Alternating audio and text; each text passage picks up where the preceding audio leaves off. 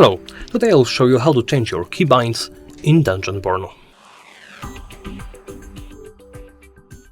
First, you'll need to go into the main menu. Do so by pressing escape button or here click on this gear icon in top left corner. In the main menu, go way down into the settings. In the settings, go into mouse and keyboard and then scroll down. As you can see, here are our mouse and keyboard options. You can change your keybinds. As you can see, there's quite a lot of them.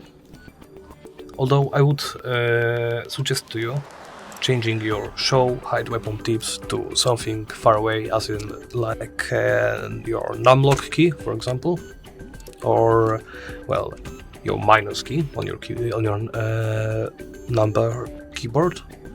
Also, I would switch to throw item bar, switch this keybind to something closer to your hand. So, for example, something like not like that. Something like I don't know, X.